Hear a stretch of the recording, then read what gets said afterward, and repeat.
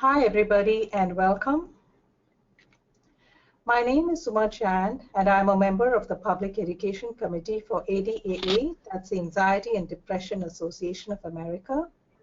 Welcome to our webinar on Overcoming Social Anxiety, Cognitive Behavioral Therapy to Build Self-Confidence and Lessen Self-Consciousness. And our presenter is Larry Cohen. Before we start, I'd like to say a little about ADAA, the Anxiety and Depression Association of America. ADAA is the leading nonprofit organization in the field of anxiety and depression. Our mission is to improve diagnosis and promote the prevention, treatment, and cure of anxiety, depression, and stress-related disorders through education, like this webinar, practice, and research. We work to end stigma and to get the word out that these conditions are real, they're serious, and treatable. I want to invite you to visit the ADAA website. It's an excellent resource. That's adaa.org. You'll find a great list of treatment providers, as well as a free peer-to-peer online support group. And you can support ADAA by making a charitable donation on the website. Okay, so let's get started. I'm really happy to introduce our presenter. Larry Cohen is the co-founder and chair of the National Social Anxiety Center, which has 9 regional clinics around the country. He has been director of the Social Anxiety Health Clinic in Washington, D.C. since 1990, where he has provided cognitive behavioral therapy for more than 1,000 persons with social anxiety. He is certified as a diplomate in cognitive therapy by the Academy of Cognitive Therapy. So now let me turn it over to Mr. Cohen.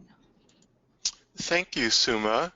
I'd like to start out by describing what is meant by social anxiety and then how it differs from social anxiety disorder.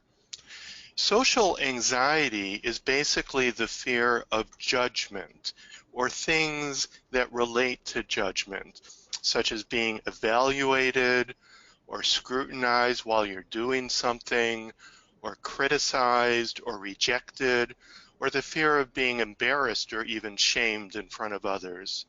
That's what's meant by social anxiety.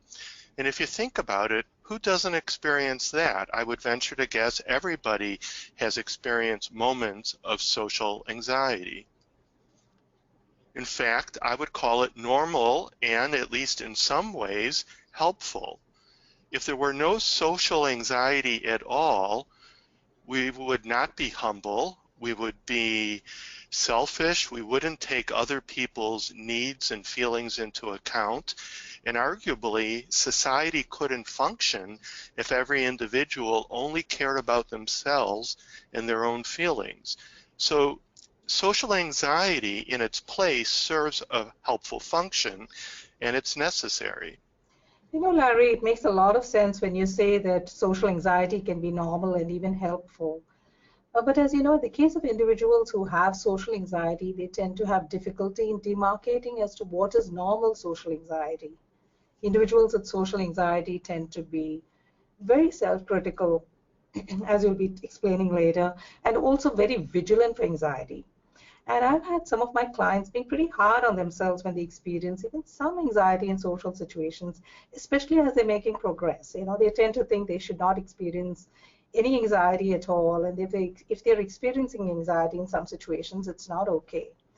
So if you could give some examples of what could be considered normal social anxiety, I think that would be pretty helpful.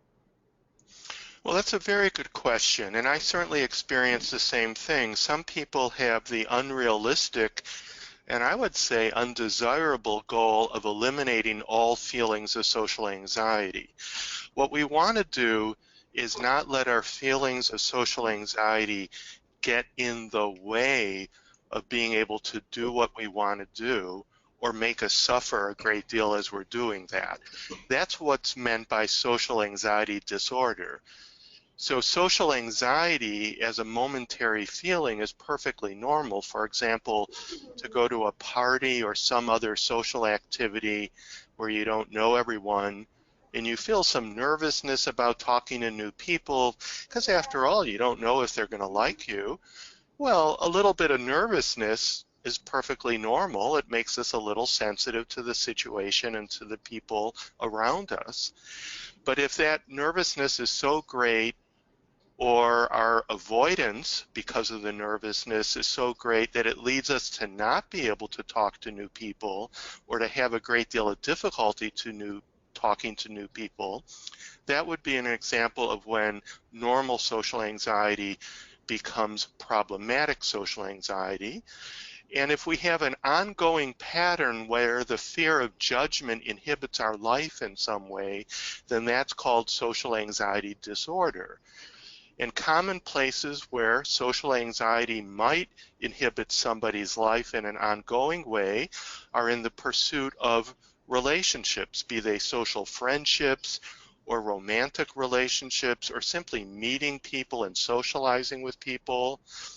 It could also affect us in pursuing our careers, making it hard to network, to be assertive, to speak up at meetings, to give presentations, to go to conferences.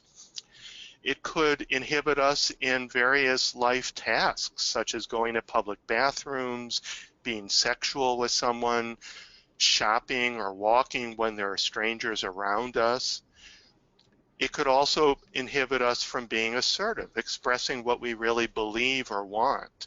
Those are examples of ways that the fear of judgment can inhibit our lives. And if that's an ongoing pattern, it's called social anxiety disorder, also known as social phobia. Now, there's an interesting formula, if you will, of why our anxiety in some situations does not exist, or is only mild, or is moderate, or is very severe. The anxiety formula says that how intense our anxiety is depends on a few things. How likely we think the feared outcome will be, the thing that we're afraid of. Do we think it's very likely or very unlikely? How severe we imagine it will be. Do we think it'll be a minor problem or a very big problem in our life? Divided by how well we think we can cope with it.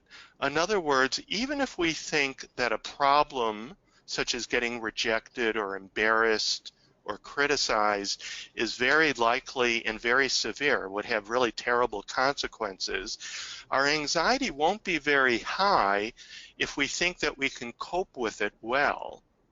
On the other hand, even if we think that something we're afraid of, such as rejection or judgment or embarrassment, is very unlikely, if we think we can cope with it regardless, then our anxiety is likely to be very high.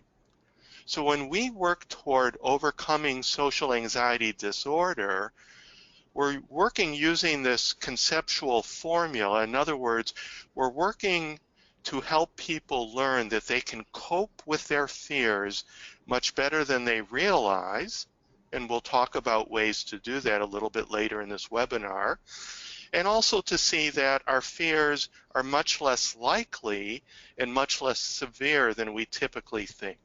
So that's something that we work on in cognitive behavioral therapy, called CBT. Cognitive behavioral therapy has been demonstrated over and over and over again in studies around the world to be the most effective treatment for social anxiety disorder. Even more effective than medication, although medications can really help people, and more effective than other kinds of therapy as well. And CBT is based on the concept that our feelings, such as social anxiety, for some people it might be depression or anger problems too, but today we're focused on social anxiety. CBT says that our feelings are affected by our thoughts as well as our behaviors. And similarly, all of these affect each other. It's a circle that goes in both directions. To look at another style of this cycle, cognitive behavioral therapy says that when we experience a situation, such as speaking at a staff meeting or being at a party or other social event with strangers, or doing some activity where others can observe us. When we experience a situation, it is not the situation itself that causes our anxiety or any other feelings.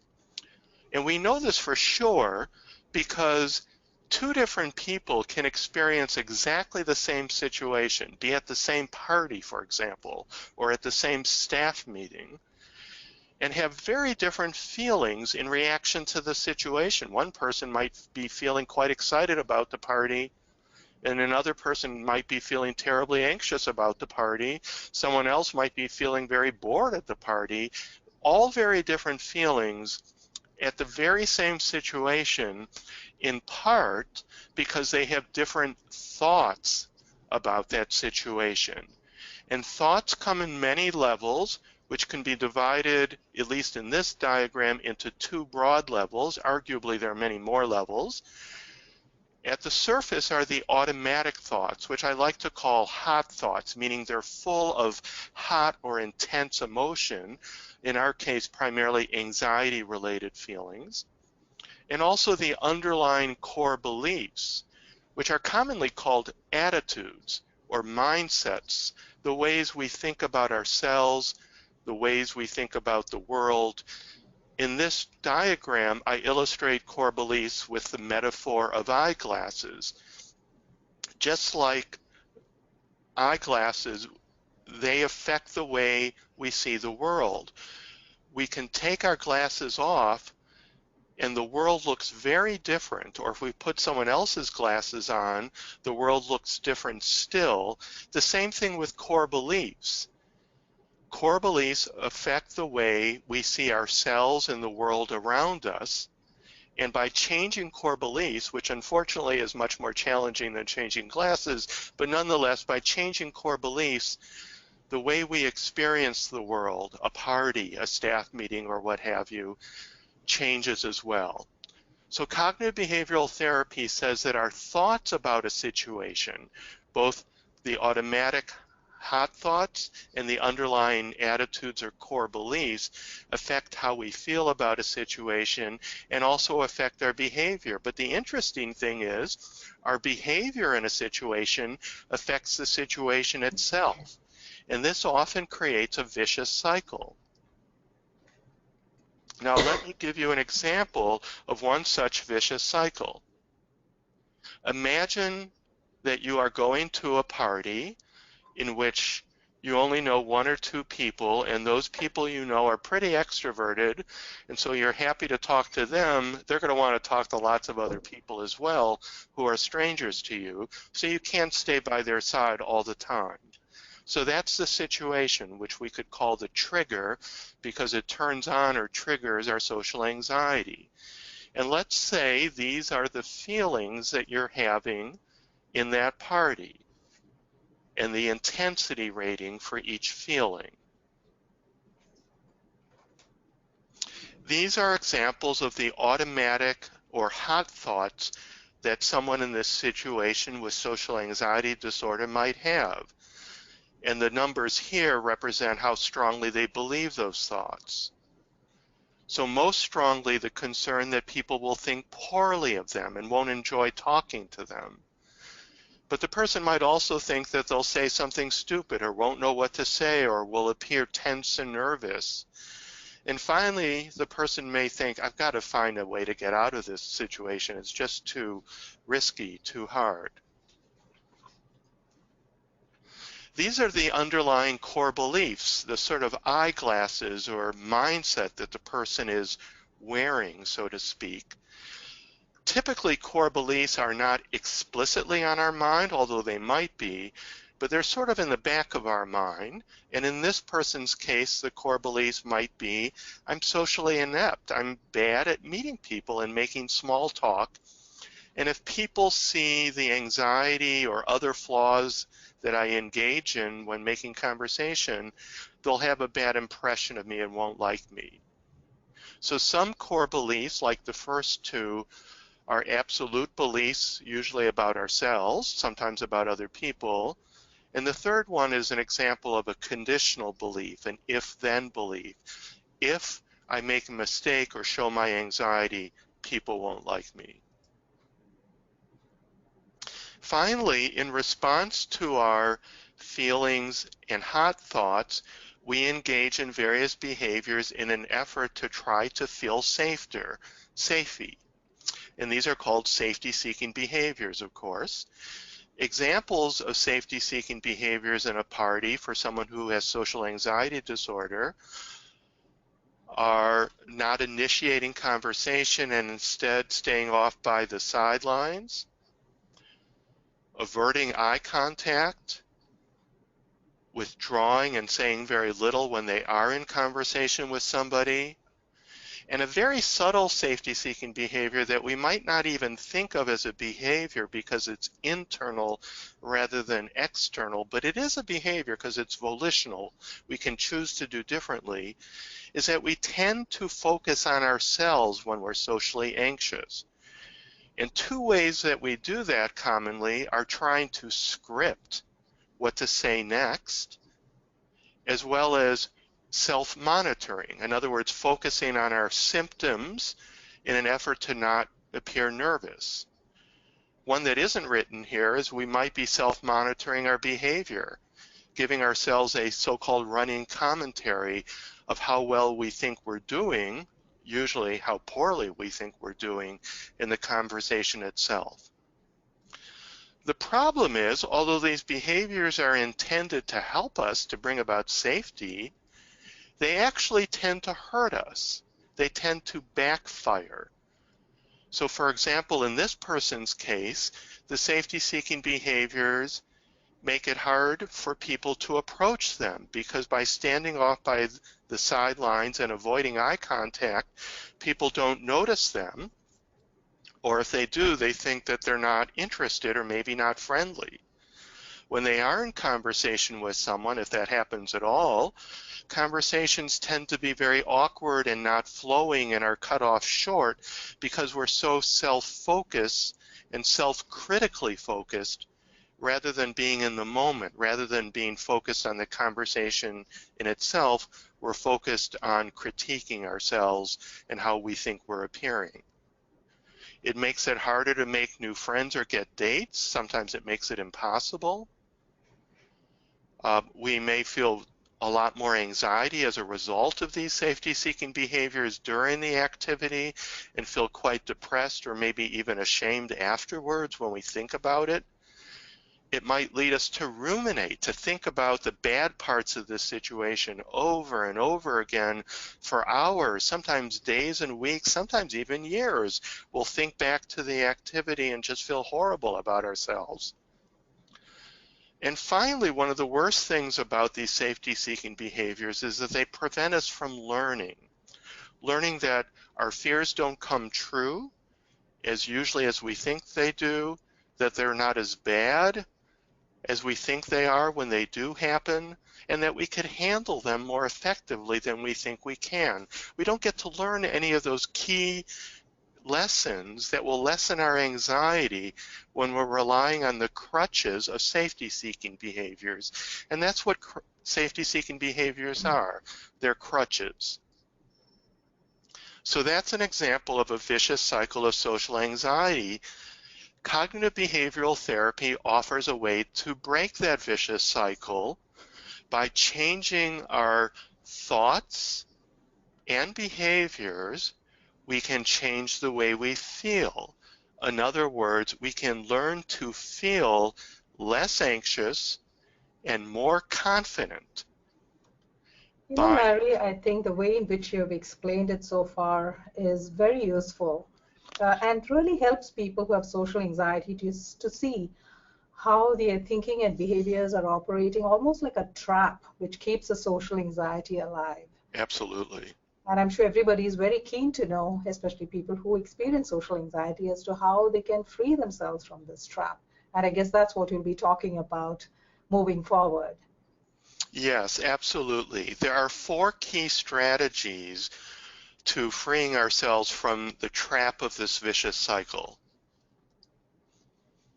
For social anxiety purposes, and these strategies are, in summary, mindfulness, which involves two things: focusing on a situation mindfully, the expression is getting out of your head and into the moment, and diffusing or disconnecting, detaching from our troubling thoughts and feelings. I'll describe that more in a bit.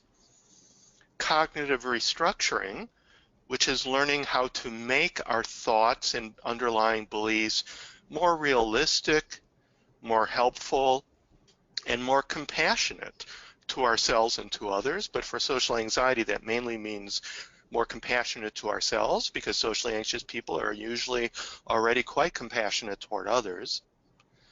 Assertiveness is learning a way to stand up for yourselves when our fears come true, because although usually our socially anxious fears don't come true, sometimes they do, and feeling confident that in the event that something bad happens, I can handle it, will help us lessen our social anxiety as well. And finally, perhaps most importantly, because it's where everything else comes together, is doing experiments, behavioral experiments, which some people call exposures, which is when we put ourselves in anxiety-provoking situations, one small step at a time, not all at once, not the hardest ones at first. And while we're doing that, we've used cognitive restructuring to prepare for that. We use mindful focus and thought diffusion during, and as necessary, we assert ourselves if anything goes wrong. So I'm going to talk about each of these four strategies and skills. The first one is mindfulness. The general definition of mindfulness is paying attention to something in the present moment with an attitude of taking interest rather than judging. Notice you don't see the word meditation. I want to point this out. It's my impression nowadays that most people think mindfulness means meditation. This is kind of a pet peeve of mine. I'm all for meditation, but research shows that for social anxiety purposes, meditation is not particularly helpful. It's helpful for many other things, but not so much for social anxiety, at least for most people. But mindfulness is crucial for overcoming social anxiety. Meditation is simply one place to practice mindfulness, but if you have problems with social anxiety, it's more important to practice mindfulness when you're actually interacting with people. And we'll talk about how to do. Yeah, I was just going to ask you this actually. When I've introduced this concept of mindfulness, like you have noted, people tend to think in terms of it means meditation, and I've faced this kind of skepticism as to how can it help me when I'm actually in an anxiety-provoking social situation. So I don't know if you're going to do it a little later probably, but if you could elaborate on how exactly mindfulness could help with social anxiety when they're in an anxiety-provoking situation, I think that would be very helpful. That's right. The key thing with mindfulness in a socially anxious situation is learning to pay attention to the conversation and the person, perhaps an activity as well, that you're engaged in. In meditation, we're paying attention to our breath, to our body, maybe to our thoughts or images. That's not particularly useful when we're socially anxious. When we're socially anxious at a party or a staff meeting, mindfulness means, which you see at the bottom of this slide, paying attention with an attitude of taking interest rather than judging to the people, the conversation, or the activity that we're experiencing in the moment. An example I like to give is if you're out with a friend at a coffee shop or a restaurant on a day that's beautiful, and you're on the sidewalk cafe, well, there's all sorts of noise around you. There may be the noise of other patrons at nearby tables, the clanking of dishes, the cars driving by, honking, an occasional siren. There's all sorts of noise. Although we will occasionally be distracted by this noise, and sometimes the noise is quite unpleasant, even when we're distracted by the noise, we always have the ability to return our attention mindfully, which means taking interest in the conversation, the person, maybe the food, and treating all the sounds around us like background noise. We can't turn those sounds off, obviously, but we can treat them like background noise and not be disturbed or distracted by them very much. Well, we can learn to do that with our own thoughts and feelings. Mindfulness for social anxiety purposes means learning to treat our thoughts and feelings like background noise, something we're aware of but not focusing on, while we return our attention to the present moment.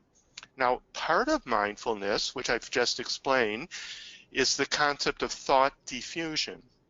The word diffusion means disconnecting from our thoughts. We're aware of them, but we're not engaging them.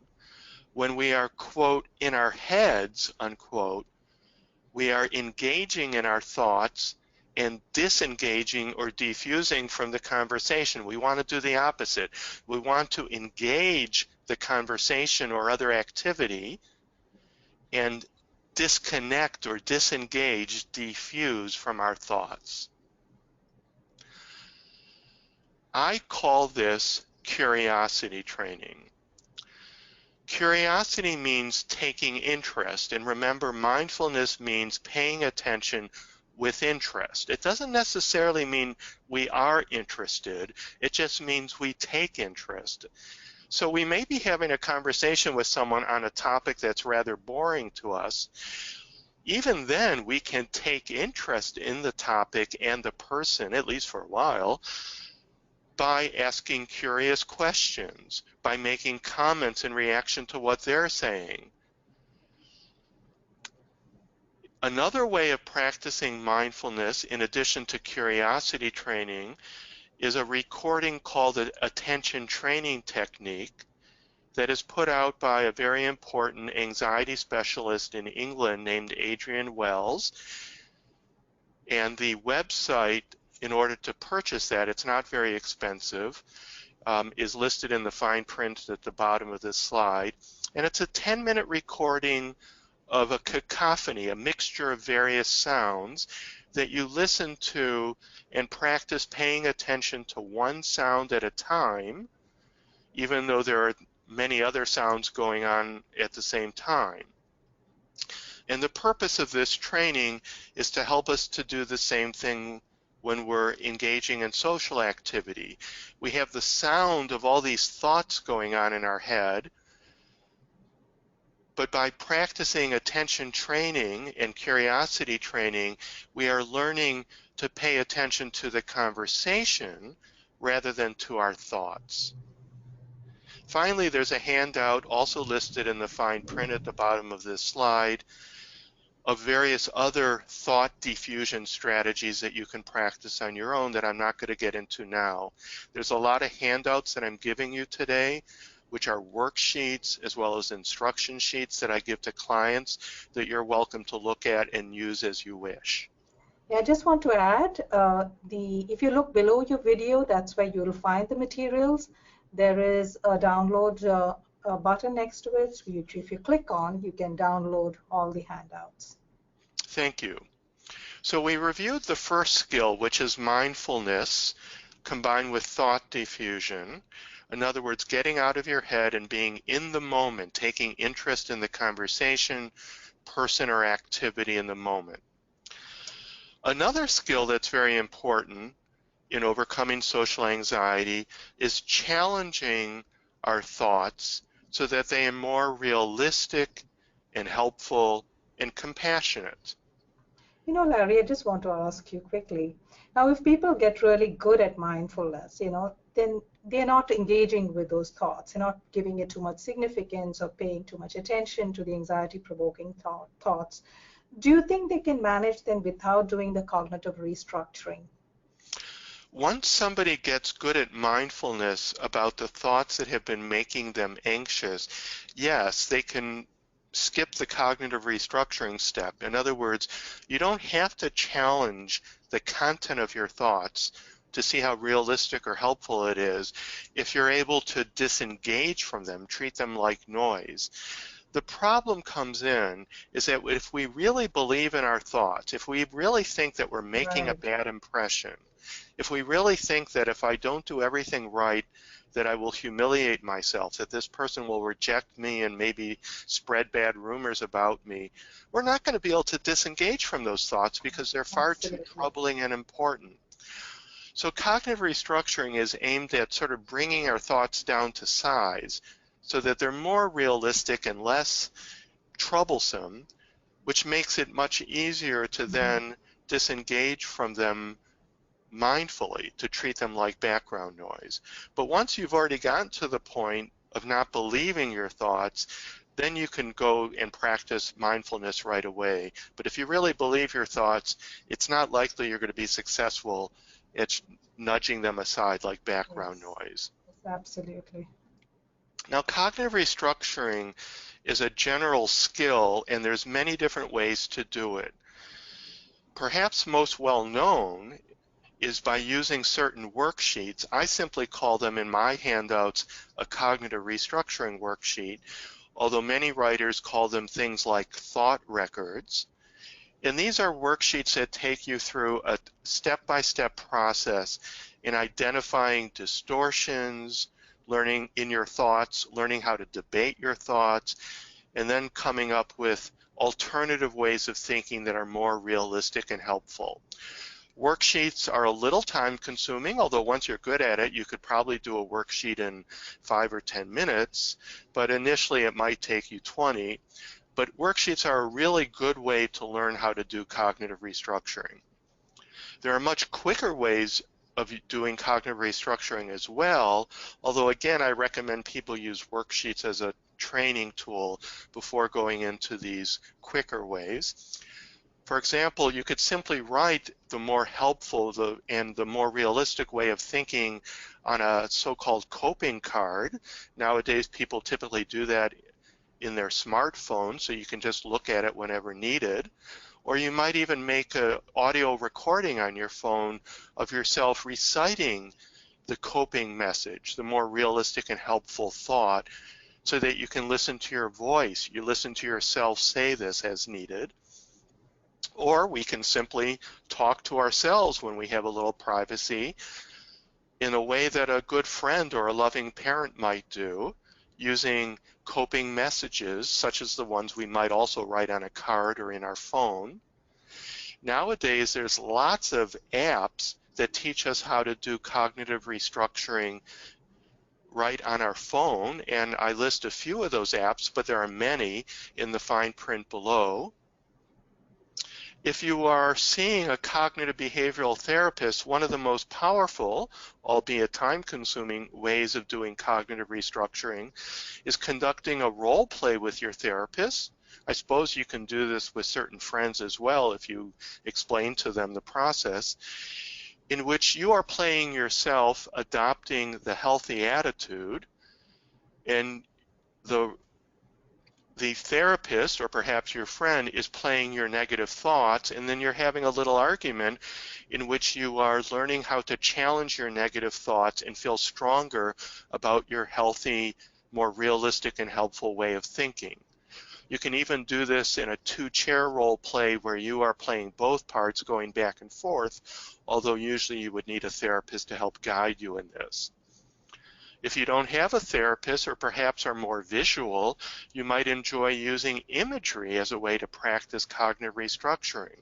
In other words, do what's called imaginal exposure, imagining yourself going into a situation that is anxiety-provoking, such as a party or speaking at a staff meeting, but imagining that you're doing that using your constructive, more realistic and helpful thoughts that you came up with earlier, perhaps using a worksheet. So in other words, you're using imagery to practice your new attitude in your mind, which will then help you be able to do that in a real life situation more comfortably and confidently. A tool that I really like is what I call the Pride and Gratitude Log. It's more commonly just called a gratitude log or gratitude journal, where you're writing down positive things that you experience every day. That's a good tool for overcoming depression. I add pride, in other words, not just being grateful that the weather is good, for example, but feeling good about yourself, that you were able to have this conversation with somebody, that you were able to assert yourself with someone, that you went to an activity despite the anxiety you had about it in anticipation. So keeping a log of the things about yourself that you feel good about is a good way of changing your way of thinking, which is cognitive restructuring. Another way of doing it is keeping an evidence log of our healthy new core beliefs versus our unhealthy old core beliefs, which we'll talk more about later, but it's a way of improving our self-esteem, learning how to feel better about ourselves at a deeper level as well.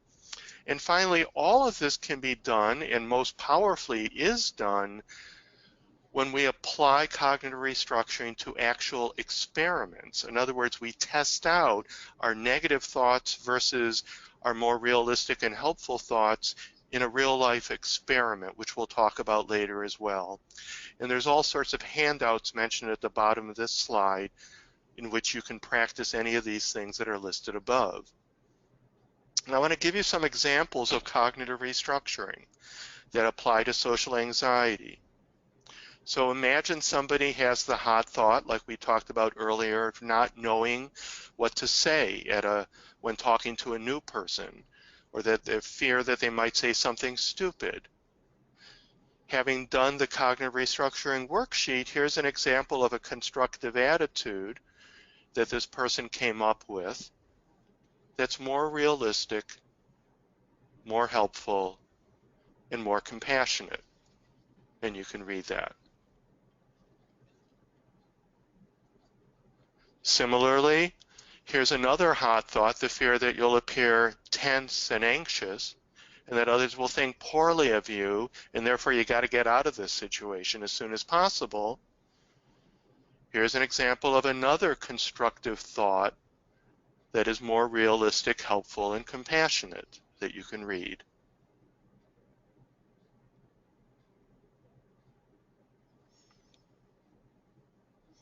Now, I want to say there's no one right answer.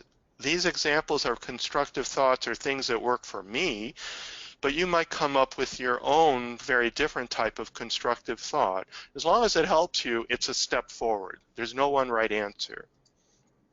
Finally, you could do cognitive restructuring at the deeper level of core beliefs. So in this case, a person's core beliefs of being socially inept, of being bad at meeting people and making small talk, and the conditional belief that if people see their anxiety or other flaws, that they'll make a bad impression and won't be liked. Here's an example of healthy alternative core beliefs that this person came up with.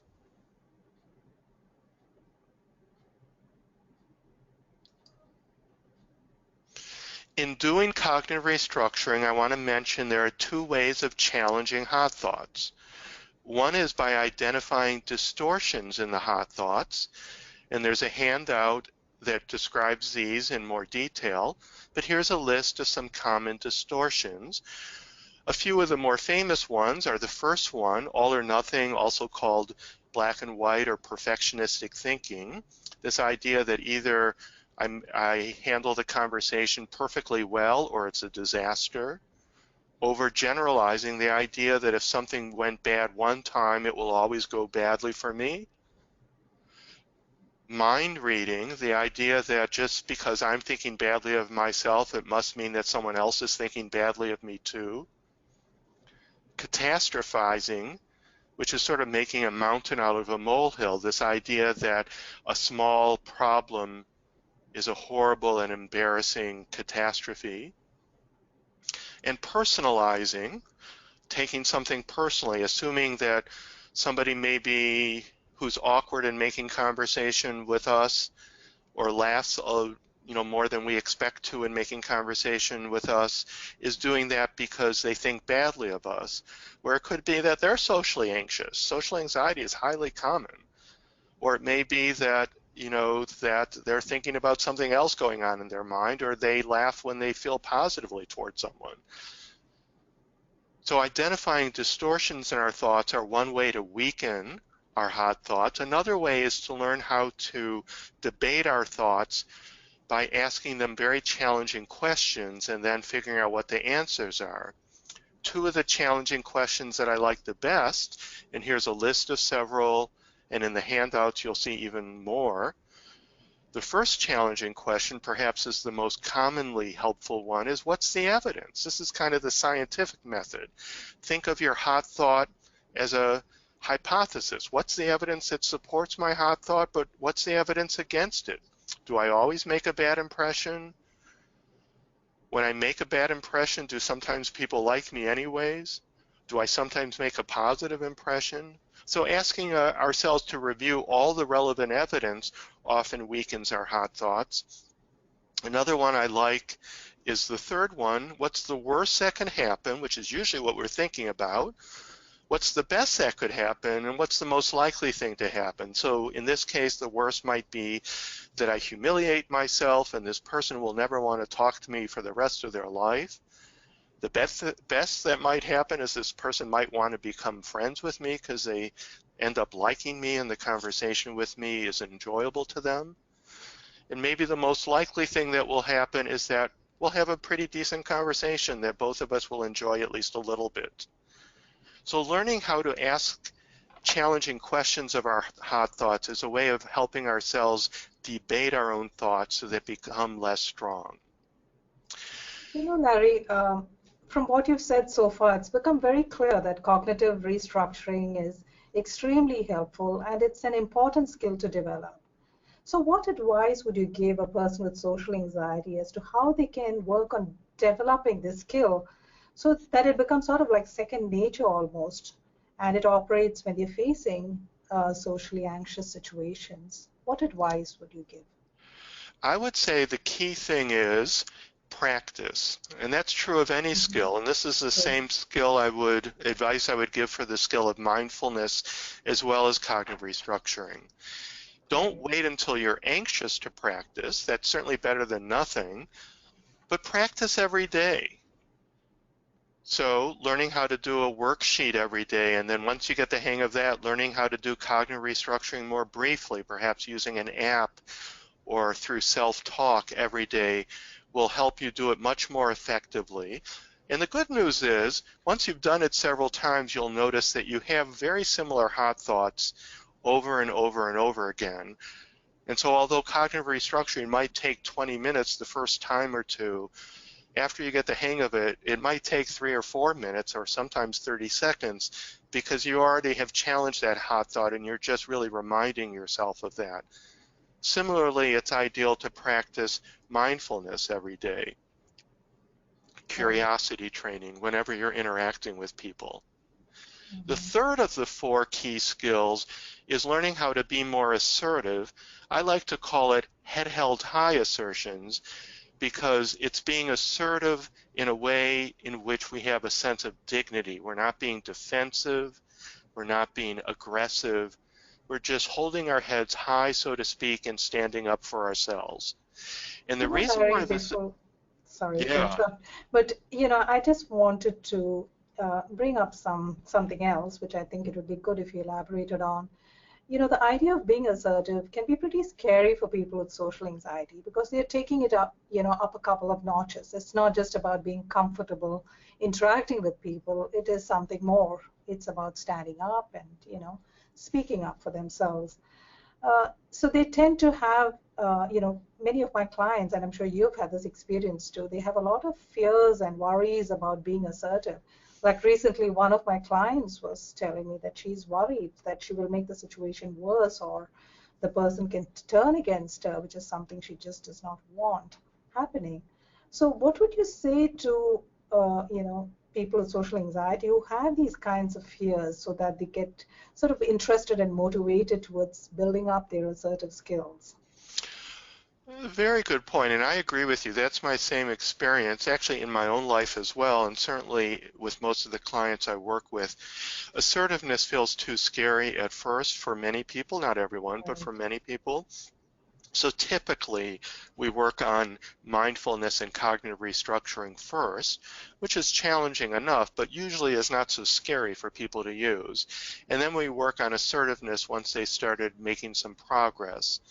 Plus, we work on assertiveness hierarchically. In other words, we start in situations that are less scary and feel less risky for people, and usually we start in session. So rather than asserting yourself right away with somebody that you're really upset with or embarrassed by in your life during the week, we might practice that in a role play with your therapist once you've developed a good and trusting relationship with your therapist. And so you might ask the therapist to do the kinds of critical or challenging things that this person in your real life does, and you're practicing asserting yourself with your therapist. You can also practice asserting yourself in imagery, imagining yourself doing that in real life, and using worksheets. I have examples of worksheets in the handouts where you're writing out what I might like to say to somebody when this kind of thing happens. And finally, you can practice assertiveness just like an actor practices for a part, by doing it out loud when you're alone and practicing it, saying it with oomph, saying it with a sense of conviction and confidence. But the key thing is practicing it, and usually that means starting to practice it together with your therapist with whom you have a good relationship until you feel confident. But you can also practice it on your own in imagery, or like an actor practices a part on his or her own. Right. And we take it hierarchically. Sorry, what do you have to say about, like picking and choosing when they can be assertive? Oh, that's a very good point. So assertiveness is not, in my opinion, and I think most therapists would agree, an absolute good. In other words, it isn't the right thing to do in all situations. Let's take a silly example that we probably would all, I think, agree with. If you're invited by a friend for dinner and you're having dinner at his or her home, and the person asks you, so how'd you like the main course? And maybe you thought it was barely palatable and you were eating it only out of politeness. Most people would say that's not a proper place to assert yourself and say this was really the worst meal I've had in memory. That wouldn't be the right thing to do. Or similarly, let's say you've had a boss that you disagree with, but you're looking for a promotion and you've really been upset about your boss's behavior, but right now your immediate goal is getting a promotion. Maybe you would want to assert yourself with your boss after you get a promotion, but maybe it's not wise to assert yourself with your boss right now. So we do need to weigh the pros and cons. There's advantages, disadvantages, worksheets that can help you with this as to whether you want to assert yourself in a given situation or whether there are other ways of coping with it. The nice thing is cognitive restructuring can help us with any situation, even when we feel like it's too risky to assert ourselves in that situation. We could still complete a cognitive restructuring worksheet to help us feel better about ourselves in that situation regardless. Right. Now I want to give you some examples of what I call head-held high assertions. So here's an example of a fear come true. Imagining that you are blushing or sweating in a situation that makes you anxious and someone points it out. And by the way, I have a history of blushing easily, and it's surprising to others, not to me from life experience, but to others, how often people point that out. I doubt they're trying to be mean, although when I was young I thought that's what was happening, and maybe in adolescence they were trying to be mean. It's more commonly they're just curious, but it feels mean, it feels uncomfortable. And so here's an example of a head held high assertion that personally I've learned to use when someone points out my blushing. Or you could use something similar if someone points out you're sweating or being jittery or just in general looking nervous. And notice, after asserting yourself, I would then continue the conversation, which would help me learn that this was just a minor, uncomfortable blip, and we could have a perfectly normal conversation thereafter. Another example of asserting yourself is when you indeed say something so-called stupid or at least incorrect in a conversation, which was one of your fears, imagine that in an assertion that you simply acknowledge that. Oh, I'm sorry, that was kind of a silly thing for me to say. I do sometimes say some silly things. I guess everyone does. Oh, well, let's move on. And then again, we continue the conversation. So, we're acknowledging our error, but not making a big deal out of it. And we also stand up for ourselves by saying, but everyone does this kind of thing from time to time. And then we continue the conversation to see that it was just a minor blip and doesn't have to destroy the conversation or certainly not the friendship. Another fear come true is in giving a presentation or maybe simply speaking at a staff meeting. We might go blank because we get distracted by our anxiety, and maybe there's a real uncomfortable silence, and people, at least some people, are looking at us oddly, probably wondering what's going on now. Well, we can acknowledge it by saying, I'm sorry, I lost track. Oh, well, let me go back to my previous point and start from there. I appreciate your patience. I guess we all do that from time to time or something. So there's different ways of asserting yourself in these situations, but again, continuing speaking at that point. And that way we learn that our fears are just minor blips and not disasters. The fourth skill or strategy in overcoming social anxiety is where the other three come together. Mindfulness, cognitive restructuring, and assertion all come together in doing experiments. Many therapists call these experiments exposures, and they're the same thing. I prefer the word experiment because the word experiment connotes a learning experience. We experiment with something new. It could be just experimenting with buying a new product to see if we like it. That's an example of a simple, ordinary experiment. It has nothing to do with social anxiety, but we could also experiment with initiating conversations at a social activity, of speaking longer than we normally do, of speaking more about ourselves than we normally do. Experiment with being mindfully focused on the conversation rather than critically focused on our performance or how we think we're coming across. All of these are ways of experimenting with a different way of approaching something to see what we can learn.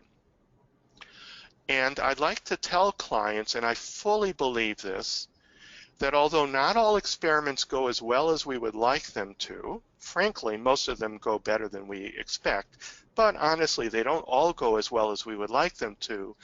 All experiments, without exception, are good learning experiences. So when we do an experiment, we're choosing some sort of anxiety-provoking situation to engage in. And just like with assertion, we do it hierarchically, meaning starting with ones that aren't so scary and not going to scarier ones until we feel more confident with the less scary ones. And we change our safety-seeking behaviors around into constructive goals. So rather than avoiding eye contact, we make eye contact. Rather than withdrawing and staying off by the sidelines, we might say hello to new people. Rather than focusing on our thoughts and feelings, we focus on the conversation and the other person. And it's a way of working on our personal goals, which might be making friends or dating or being assertive as a goal or advancing our career. It's also a way of building self-confidence. In preparing for experiments, we would initially pick experiments, as I said, according to our goals and according to the hot thoughts we want to challenge. So experiments are ways to challenge our hot thoughts and also our underlying beliefs. So just like a scientist conducts an experiment to gather evidence to see whether or not his or her hypothesis is correct, or maybe an alternative hypothesis is truer, we conduct experiments to challenge our hot thoughts versus our more realistic and helpful thoughts that we came up with in cognitive restructuring. Therefore, it's useful to do a cognitive restructuring worksheet. There's also a shorter thing called an experiment worksheet, all in the handouts, to do before an experiment to prepare you to think differently in the experiment, as well as to set some behavioral goals, because the goals that you're setting for the experiment are the healthy alternative to the safety behaviors, as I indicated before. So in an experiment, your constructive attitude might be, as long as I focus mindfully, I can make decent conversation that at least most people will enjoy, but I can't realistically expect everyone to enjoy talking to me any more than I enjoy talking to everyone. And your goals behaviorally might be to smile at people, say hello to people, to make conversation in which you're focusing mindfully and speaking a little longer about yourself than you normally do. And doing a worksheet beforehand will help prepare you for an experiment. A very important point in this third bullet is that if an experiment feels too hard, choose an easier experiment, but don't avoid altogether. Or we may be able to do the same experiment, but choose easier goals. So maybe for the first time you go to a meetup or some other social activity, a more realistic goal might be simply to smile and say hello to people, but not actually initiate conversation. Chances are others will initiate conversation with you if you smile and say hello. So sometimes choosing easier goals might be a way of getting going when we feel like what we've chosen is too difficult for us. Experiments fall into two categories, although they could also be a combination of the two. Straightforward experiments, where we choose goals that are healthy alternatives to our safety-seeking behaviors, as I gave examples of and will in the next slide.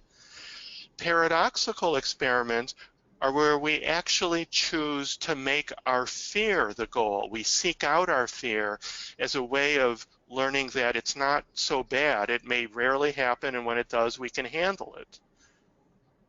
And mixed experiments are where we do both. So for example, a straightforward experiment might be making a conversation with a new person at a social event. A paradoxical experiment might be making a mistake in that conversation on purpose. And a mixed experiment is doing both, having a straightforward conversation with somebody in which we occasionally make a mistake on purpose as a way of saying that it's no big deal, that nothing terrible happens as a result. And here are examples of straightforward goals. I've already mentioned other examples, but I'll give you a moment to look this list over.